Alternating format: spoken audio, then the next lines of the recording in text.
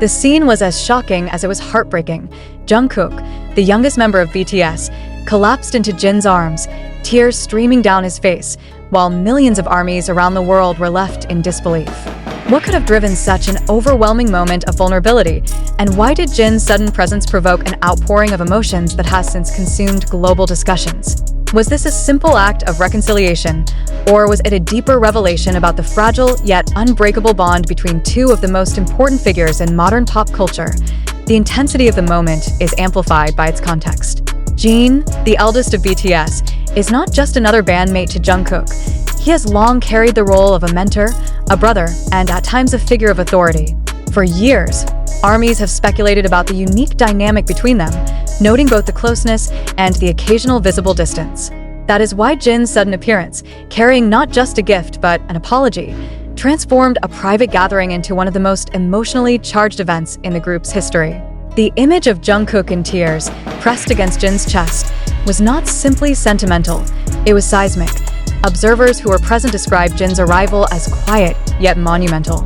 There was no performance, no grand announcement, only a deliberate decision to face Jungkook directly. The silence that filled the room before he spoke was described as heavy, almost unbearable, as if everyone instinctively understood that something long suppressed was about to be addressed. Jin then handed Jungkook a carefully chosen gift, but the object itself was overshadowed by the words that followed. His apology, direct, sincere, and unmistakably personal, cut through years of speculation and pierced straight into the heart of Jungkook, who immediately broke down in tears. The tears themselves carried more meaning than words ever could. For Jungkook, who has built his career on discipline, performance, and strength, to cry so openly was to strip away the protective layer he has worn for over a decade. This was not the polished image of a superstar. This was a young man overwhelmed by the emotional weight of years of shared history, unspoken misunderstandings, and the sudden relief of reconciliation. The embrace with Jin was more than physical.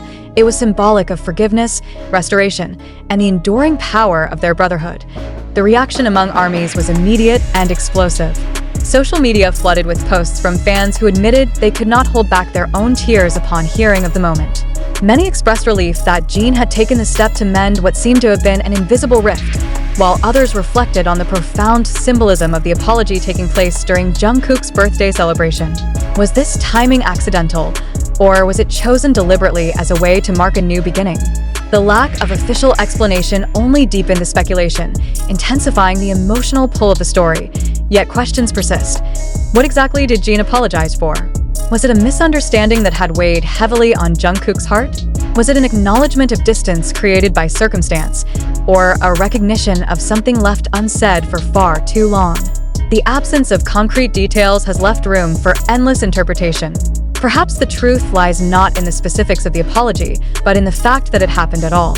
For millions, the moment demonstrated that vulnerability and honesty still have a place in a world dominated by image and performance.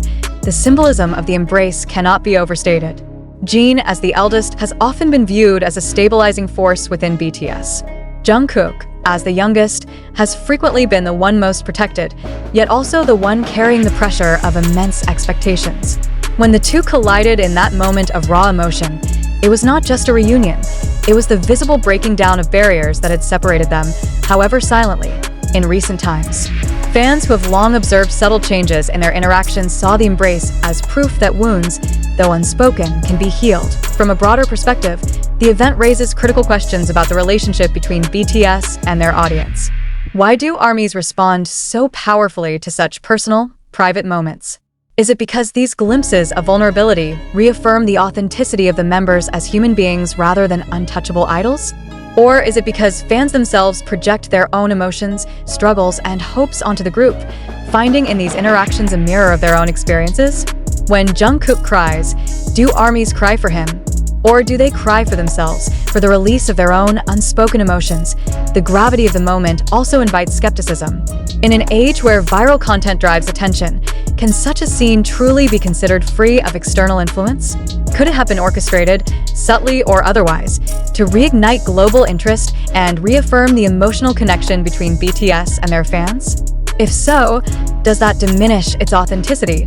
Or does it simply highlight the blurred boundary between reality and performance in modern celebrity culture?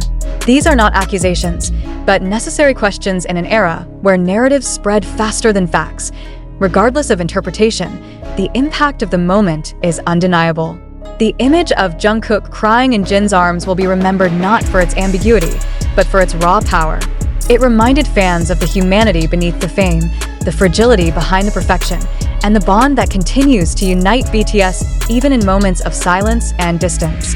For Jungkook, the birthday he will remember most vividly may not be those filled with spectacle and grandeur, but this one, where he found release, forgiveness, and the embrace of the brother who once seemed distant. For armies, the challenge now lies not only in processing their emotions, but also in questioning their perceptions. Do they believe the moment exactly as it was reported? Do they accept the narrative as fact? Or do they pause to consider the possibility of exaggeration, amplification, or even fabrication? More importantly, does the truth of the moment matter less than the truth of the feelings it inspired? If millions were moved to tears, then the event has already achieved a kind of reality that transcends verification. In the end, what made Jungkook cry was not just Jin's apology, nor the weight of the words spoken. It was the recognition of something deeper. The bond between them is real, fragile, and worth fighting for. The tears symbolized more than sadness. They symbolized release, healing, and the renewal of trust. That is why armies cried, not because they fully understood every detail, but because they felt the magnitude of what the moment represented. The pressing question remains. Do you, as a witness to this story, accept it as truth, or do you question its authenticity? Do you believe that Jin's apology was as profound as described, or do you wonder if the narrative has been shaped to provoke precisely the reaction you experienced? Your answer to these questions does not merely define your view of BTS. It defines the way you engage with media, celebrity, and the fragile boundary between reality and performance. And perhaps that is the real story here. Beyond the tears, beyond the embrace, beyond the apology, lies a challenge to every reader. To remain both human and critical, both emotional and analytical, both devoted and discerning. Because in the end, the truth of what happened may remain elusive, but the truth of how it made us feel will never be forgotten. The aftermath of Jungkook's tears in Jin's arms has ignited not only waves of emotion, but also waves of uncertainty. The raw image of vulnerability sparked global conversations, yet it also raises an unsettling question. How much of what we believe about this moment is grounded in verifiable fact, and how much is shaped by the machinery of media amplification? Are armies responding to an authentic event, or are they participants in a spectacle carefully crafted to stir exactly these reactions? When analyzing events of such emotional magnitude, it is essential to recognize the role of platforms that spread them. TikTok clips, YouTube edits, Twitter threads, and unofficial fan accounts have become the primary sources of information, yet none of these can provide the level of credibility that traditional verification would demand. Can fleeting, emotionally charged fragments truly serve as evidence of reality? Or do they function as mirrors, reflecting back what fans already hope or fear to see? The complexity deepens when we consider the timing of the story. Why did Jin's alleged apology surface precisely during Jungkook's birthday, a day already charged with sentiment and symbolic weight? Was this coincidence?